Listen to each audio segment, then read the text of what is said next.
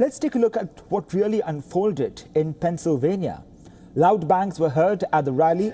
Footage showed Trump grimace and then raises a hand to his right ear before ducking the shot. Secret Service agents covered the former president up and rushed him off the stage soon after. Blood could be seen on Trump's ear and face as he was being whisked off stage. Trump raised his fist and yelled back to the crowd.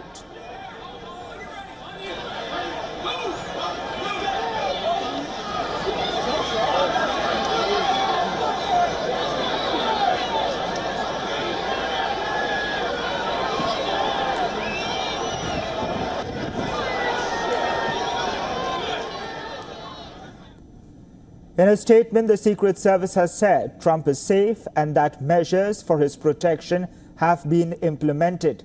Trump's spokesperson, Stephen Young, has also said that he is fine and is being checked at a local medical facility.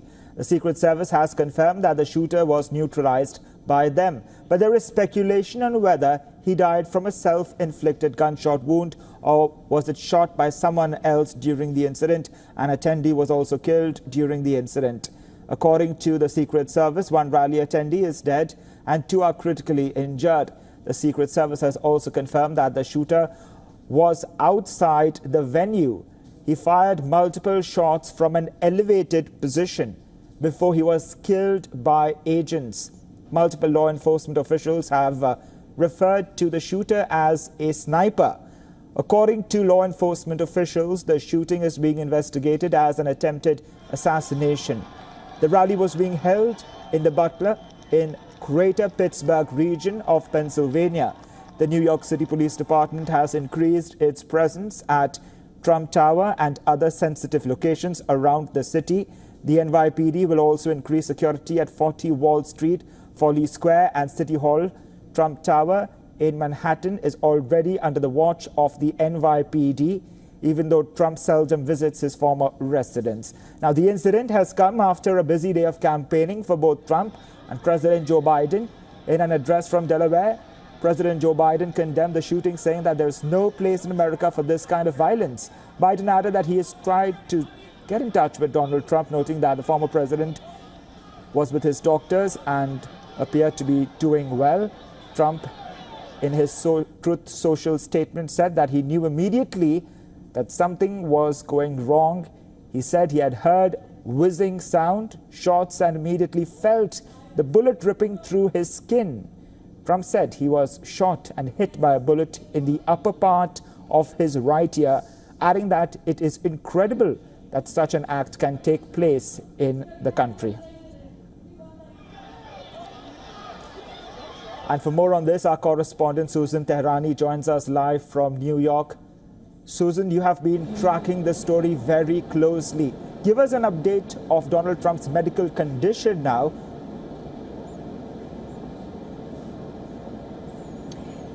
So we do know that Donald Trump is in good spirit, according to his eldest son, Don Jr. He's being evaluated at that medical facility. We do know that the FBI has now taken the lead in investigation. And as the former president was being evaluated, President Biden contacted and tried to get in touch with former President Donald Trump. And we now know that President Biden indeed did speak to Donald Trump tonight. This is according to the White House. In addition to speaking to Donald Trump, the president also spoke to Governor Josh Shapiro of Pennsylvania and the mayor of Butler. The White House said the president will receive another briefing tomorrow morning.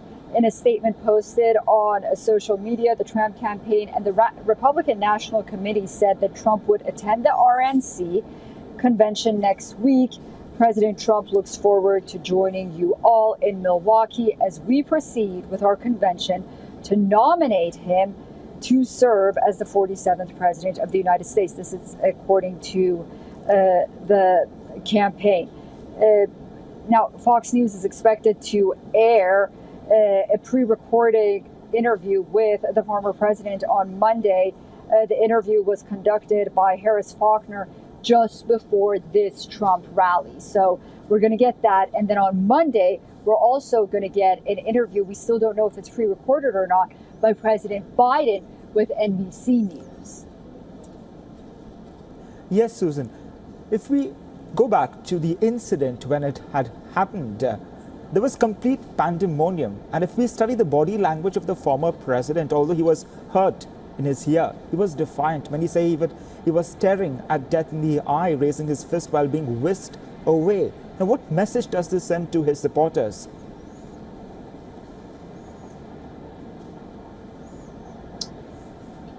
So his supporters right now are, first of all, in a state of shock. We've heard from many of his supporters at that rally trying to digest what exactly happened. This was Butler. It's a very hot summer right now on the East Coast. This is Trump County. So many people stood in line just to see and hear the president speak. And these are individuals, for the most part, that since 2016, they've been really weary, not only from the Democrat camp in general, but a lot of the media outlets who have gone after the former president, alleging that he's the second Hitler, calling him fascist, really nasty magazine covers, about the president that they supported throughout the years and the candidate that they supported as well. So we're going to expect not only for Donald Trump to gain more popularity, even in the polls it's expected that he's going to really rise among his supporters, but that distrust of what they've been hearing about the former president is also going to increase. I mean, there's no going around that.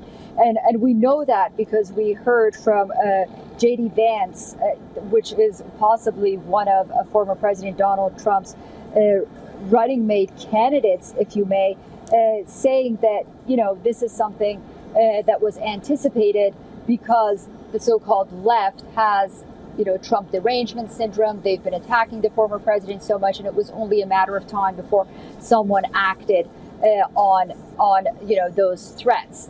You have the Biden camp also pulling ads from the airwaves, mostly because the former president, the current President Biden, as he did in Michigan last night, once again, talked about how Donald Trump is a threat to democracy. He, used language that resembled, fascism coming back to the United States. Right. I mean, not coming back, but, prevailing if the former president is elected. So, these are the languages that these supporters are very weary of. And in the coming days, we're really going to hear them being attacked from their side. Susan, stay with us. We have a reaction coming in. Indian Prime Minister Narendra Modi has tweeted. He has put out a statement saying that, deeply concerned by the attack on my friend, former President Donald Trump, strongly condemned the incident. Violence has no place in politics and democracies. Wish him speedy recovery. Our thoughts and prayers are with the family of the deceased, those injured, and the American people. That's the latest news. We're getting it right now. Prime Minister Modi reacting to the incident in Pennsylvania. Susan, several world reactions are pouring in to what happened in Pennsylvania. Given the relationship between Prime Minister Modi and Donald Trump, especially when he had come to India, how do you see this the reactions from across the world pouring in? Yeah, if you remember when Donald Trump was president, he had that massive event, Howdy Modi, here in the United States. It's no secret that Donald Trump is very fond of Prime Minister Modi, his relationship with India. And during his administration, he really tried to elevate that relationship with the United States, between the United States and India as well. We heard from Prime Minister Modi, of course, as you start your day in India. Earlier, we heard from the Canadian leader, Justin Trudeau, the new UK Prime Minister as well. All of them really condemning this action, and for good reason. Obviously, this has no place in democracies, but also because I think everyone right now is very concerned that because of the heightened and heated political climate, not only in the United States, but in Europe and around the world, that the temperatures have to be lowered. People have to really calm down and lower the rhetoric, so to say. And, you really see one after the other world leaders condemning such attacks and action. And also here in the United States, across the political spectrum, not only from the Republicans, but also Democrats as well. I do want to say that we were talking about what Donald Trump's supporters will be thinking moving forward after this rally. I wanted to talk about J.D. Vance and what he said on X. He said today is not just some isolated incident. The central premise of the Biden campaign is that President Trump is an authoritarian fascist who must be stopped at all costs. That rhetoric led directly to President Trump's attempted assassination. So take that, and we'll really, see that as the benchmark of what those who have supported the former president will be echoing in the days and weeks to come. Right, Susan, we leave it at that. Thank you for joining us on the broadcast.